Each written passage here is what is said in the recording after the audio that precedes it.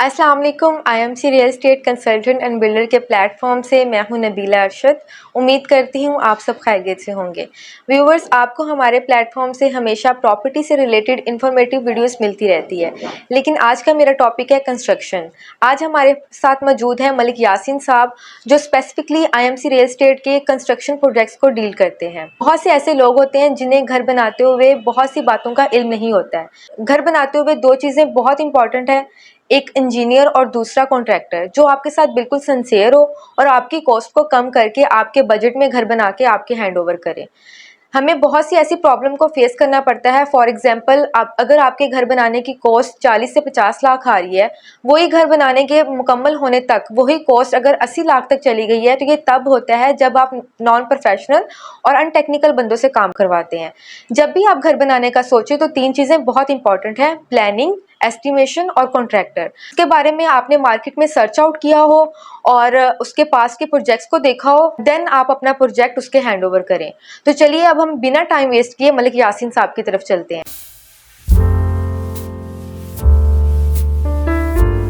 अस्सलाम वालेकुम मलिक यासीन साहब, कैसे हैं आप? वालेकुम सलाम, अल्लाह का शुक्र। आप कैसे हैं मैम? जी अल्हम्दुलिल्लाह, मैं बिल्कुल ठीक हूँ। अच्छा सर, आपको कितना टाइम हो गया इस फील्ड में? हमें अल्हम्दुलिल्लाह कंस्ट्रक्शन और रियल एस्टेट के बिज़नेस में 5 साल हो गए हैं। अच्छा सर, अब तक आपने कितने प्रोजेक्ट्स रेडी कर लिए हैं और कौन कौन से प्रोजेक्ट्स अभी आप बना रहे हैं? हमने 5 मरला, 10 मरला, 1 कनाल और 2 कनाल के प्रोजेक्ट्स बनाए हैं और अब भी 1 कनाल और 2 कनाल के प्रोजेक्ट्स हमारे चल रहे हैं। अच्छा सर, आप कमर्शियल और रेजिडेंशियल दोनों प्रोजेक्ट्स को डील करते हैं? जी, हम दोनों प्रोजेक्ट्स को डील करते हैं। रेजिडेंशियल भी वो कंस्ट्रक्ट करते हैं और कमर्शियल भी। सर, आप बहरिया में ही सिर्फ डील कर रहे हैं या अदर सोसाइटीज में भी डील करते हैं? लाहौर की सराउंडिंग में जितनी भी like Bahria town, DHA, lake city, जितनी भी सोसाइटी लाहौर के करीब है उनको हम डील कर रहे हैं, उनमें जो है ना अपने प्रोजेक्ट्स तैयार कर रहे हैं। सर, घर बनाते हुए ड्राइंग की ज़रूरत पड़ती है? ड्राइंग की ज़रूरत पड़ती है। DHA, बैरिया टाउन जो ऑथेंटिक सोसाइटीज़ हैं, इनमें तो ड्राइंग के बगैर घर बनाने नहीं देते। अगर आप छोटा मोटा घर गांव में तमीर कर रहे हैं तो फिर ड्राइंग ना भी हो तो आपका घर बन जाएगा, लेकिन यहाँ पे डेफिनेटली ज़रूरत पड़ेगी आपको। सर, 5 मरला के ग्रे स्ट्रक्चर और फिनिशिंग में कितना एक्सपेंस आता है? 2023 में जो अब रेट्स चल रहे हैं, इस वक्त मौजूदा रेट्स जो चल रहे हैं, आप 75 लाख से 80 लाख तक जो है ना A+ कैटेगरी का घर बना सकते हैं 5 मरले का। सर, लेबर रेट क्या चल रहा है अभी? क्योंकि आप देखिए कितनी महंगाई हो गई है। 2021 का जायज़ा ले और 2023 आ गया है। लेबर रेट में क्या डिफरेंस आया है और हमारे जो घर बनाने की जो मटेरियल चीज़ें होती हैं उनमें कितना डिफरेंस आया है रेट्स में? जी 2021 और 2023 में ज़मीन आसमान के रेट्स के फ़र्क आए हैं। लेबर रेट तब था 220 रुपीज़ पर स्क्वायर फीट और अब 450 रुपीज़ पर स्क्वायर फीट कॉस्ट आ रही है। तो अगर हम विद मटेरियल की बात करें तो तब कोई 1500 पर स्क्वायर फीट कॉस्ट आती थी और अब 2700 पर स्क्वायर फीट कॉस्ट आ रही है। ओके सर, अमूमन लोग होते हैं वो डेली बेसिस पे लेबर हायर करते हैं और कुछ लोग होते हैं कॉन्ट्रैक्ट साइन करवाते हैं। तो आपके लिहाज से डेली बेसिस पे लेबर हायर करना चाहिए या कॉन्ट्रैक्ट साइन करवा लेना चाहिए? मेरे ख्याल से कॉन्ट्रैक्ट आपके लिए बेस्ट रहेगा, इजी रहेगा, उसमें आप रिलैक्स रहते हैं और अपने जो है ना टाइम ड्यूरेशन से अपना जो प्रोजेक्ट्स तैयार करवा लेते हैं। डेली बेसिस पे हर चीज़ को देखना वो आपके लिए मुश्किल हो जाएगा। सर, ग्रे स्ट्रक्चर में कौन कौन सी चीज़ें आती हैं? ग्रे स्ट्रक्चर में बेसिकली बुनियादों से लेकर आप चुनाइयाँ कंप्लीट करते हैं, जो भी आपकी ड्राइंग के मुताबिक होता है आप उसको पूरी उसकी चुनाइयाँ करते हैं, उसको प्लस्तर करते हैं, उसकी 4 दीवारी बनाते हैं, सेपरेट टैंक, वाटर टैंक वो आप तैयार करते हैं, उसमें बिजली और सेंट्री का जो काम होता है वो आप तैयार करते हैं। और फिनिशिंग में कौन कौन सी चीज़ें आती हैं? बाकी जो काम है वो हमारे तार होगी, सीलिंग का काम हो गया, टाइल वर्क आ गया, उसमें वुड वर्क आ गया और एसेसरी जो वाशरूम की या जितनी भी एसेसरी आप घर में डेकोरेट करने के लिए लगाते हैं वो आपका सारा काम फिनिशिंग में आता है। सर, आप ब्लॉक्स यूज़ करते हैं या ब्रिक्स यूज़ करते हैं घर बनाते हुए? हाँ, हमारे पंजाब में तो ऑलमोस्ट ब्रिक्स ही यूज़ होती हैं। ब्लॉक्स मोस्टली जो है ना सिंध और कराची में इस्तेमाल होते हैं। यहाँ पे बहुत कम लोग, आप कमर्शियल में देख लें तो वहाँ पे लोग वो ब्लॉक्स यूज़ कर लेते हैं, क्योंकि वहाँ पे जो स्ट्रेंथ होती है वो बीम की बेसिस पे जो है ना वो कमर्शियल की होती है स्ट्रेंथ। लेकिन रेजिडेंशियल में आप ब्रिक्स ही हम यूज़ करते हैं। हमारे पंजाब में ऑलमोस्ट ब्रिक्स के घर बनाते हैं। सर प्लेंथ बीम क्यों डाली जाती है और इसका बेनिफिट क्या है? प्लेंथ बीम बेसिकली जहाँ पे ज़मीन नरम होती है या आपका प्लॉट की डेप्थ बहुत ज़्यादा होती है, तो वहाँ पे अगर आपके प्लॉट की डेप्थ 9 से 10 फीट पे चली जाती है तो आप जो है ना प्लेंथ बीम को डाल सकते हैं, क्योंकि उसमें आपकी बिल्डिंग में स्ट्रेंथ आ जाएगी, मजबूती आ जाएगी। बैरियर में तो ज़्यादातर प्लेंथ बीम की ज़रूरत नहीं होती, मोस्टली जो है ना ज़मीन पक्की है, 2 से 3 फीट के बाद आपकी अच्छी ज़मीन आ जाती है, वहाँ पे प्लेंथ बीम की ज़रूरत नहीं। रेजिडेंशियल में तो बिल्कुल भी नहीं है। अगर आप कमर्शियल की बिल्डिंग बना रहे हैं तो वहाँ पे प्लेंथ बीम ज़रूरी है। सर वैसे जो प्लेंथ बीम होती है कराची के एरिया में ज़्यादा यूज़ होती है क्योंकि वहाँ की मिट्टी बहुत नरम होती है, तो वहाँ पे तो रेजिडेंशियल में भी यूज़ होती होगी प्लेंथ बीम।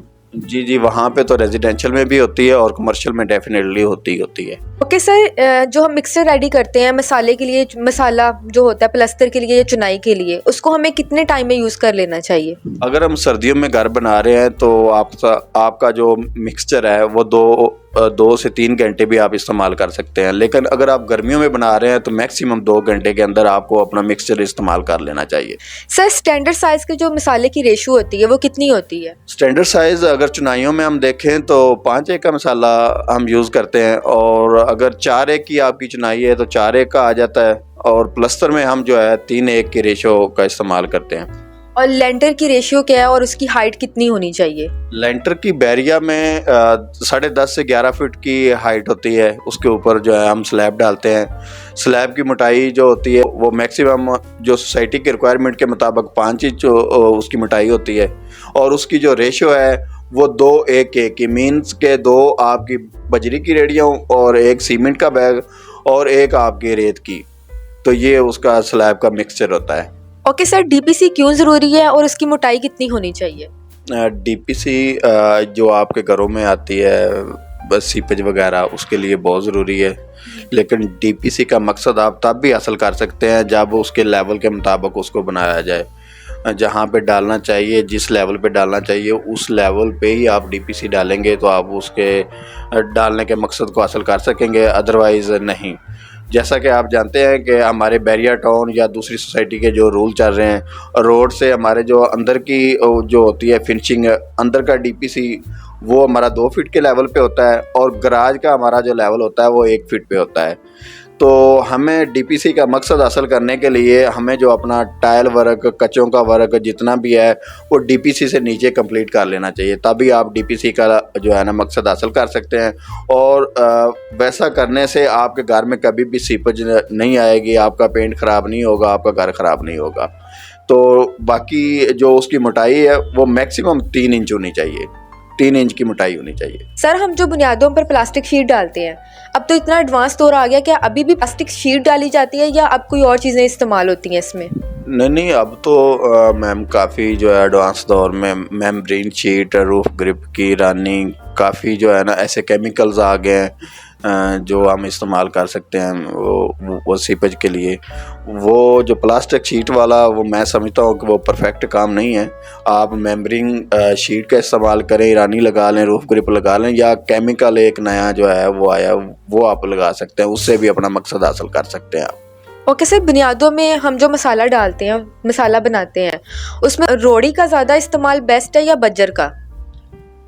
दोनों एक ही मकसद के लिए इस्तेमाल होते हैं, लेकिन बज्जर बेस्ट है आपके लिए। आप जो है ना उसकी ज़्यादा स्ट्रेंथ है, उसकी ज़्यादा पावर है, तो आप कोशिश करें कि आप बज्जर ही इस्तेमाल करें रोड़ी की निस्बत। अच्छा सर, स्लैब में जो हम सरिया डालते हैं उसके जो बॉक्सेस होते हैं उसमें डिस्टेंस कितना होना चाहिए? स्लैब का जो रेजिडेंशियल का होता है ना उसका डिस्टेंस 7 से 8 इंच का होना चाहिए आपका। बीम्स का भी इसी तरीके 6 से 7 इंच का होना चाहिए जो बीम आप डालते हैं उसके अंदर, और बाकी जो बॉक्सेस बनते हैं 7 से 8 इंच उसका। और उसमें जो स्टील है वो आप मोस्टली 3 सूत्र का इस्तेमाल करते हैं, और बीम के अंदर 4 और 6 सूत्र का इस्तेमाल करते हैं। ओके सर, वैसे तो जो अमूमन क्लाइंट्स होते हैं वो अपनी मर्ज़ी से डोर की लंबाई या चौड़ाई रखवाते हैं, लेकिन आपके ख्याल से डोर की जो लंबाई और चौड़ाई होती है वो कितनी होनी चाहिए? बेसिकली ये डिपेंड करता है आपके प्रोजेक्ट्स पे। अगर आप 5 मरला का प्रोजेक्ट बना रहे हैं तो उसमें जो आपके डोर्स की लंबाई चौड़ाई 3 बाय 6.5 7 होनी चाहिए, और 1 कनाल के अगर जो बना रहे हैं मॉडर्न दौर के मुताबिक आपके जो है ना 4 बाय 8 4 बाय 9 इतने आपके डोर की ऊंचाई और चौड़ाई होनी चाहिए। सर जो डोर के ऊपर बीम डाली जाती है उसकी मोटाई कितनी होनी चाहिए? उसकी मोटाई और चौड़ाई भी आपके डोर के मुताबिक ही उसको सिलेक्ट किया जाएगा कि जितने आपकी डोर की चौड़ाई लंबाई है उसके मुताबिक ही वो ऊपर वाला बीम डाला जाता है। उसमें 4 सूत्र का जो है ना वो सरिया हम स्टील वो यूज़ करते हैं। सर पैमाइश के असूल क्या होते हैं? पैमाइश बेसिकली तो ड्राइंग के मुताबिक ही होती है, लेकिन अक्सर हमारे जो क्लाइंट्स हैं वो एक्स्ट्रा चीज़ें बनवा लेते हैं ड्राइंग से हट के। वो चीज़ें बनवाने पे फिर हम मौके की जो है ना वो पैमाइश को देखते हैं कि उन्होंने क्या बनवाया है, उसके मुताबिक उसकी पैमाइश का जो प्रोसेस करते हैं हम। सर जो सेप्टिक टैंक की पैमाइश होती है वो ज़रूरी होती है? डेफिनेटली वो ड्राइंग के अंदर ही आती है। सेपरेट टैंक, वाटर टैंक और दोनों की पैमाइश इंक्लूड होती है इसमें। ओके सर, ऑलरेडी मैंने आपका बहुत ज़्यादा टाइम ले लिया। अब मैं आपसे सिर्फ लास्ट क्वेश्चन पूछूंगी, आप शटरिंग कौन सी यूज़ करते हैं? जी, हम शटरिंग स्टील वाली फोल्डिंग की वो कमर्शियल में यूज़ करते हैं और ओवरऑल स्टील की इस्तेमाल करते हैं। बाकी के नीचे वो वलियों वगैरह अगर रेजिडेंशियल का प्रोजेक्ट्स कर रहे हैं, लेकिन वो फटों वाली लकड़ी वाली वो हम बिल्कुल भी नहीं करते। ओके सर, आपका बहुत शुक्रिया कि आप अपना कीमती वक्त निकाल कर आए। और आप व्यूवर्स को कोई मैसेज देना चाहेंगे?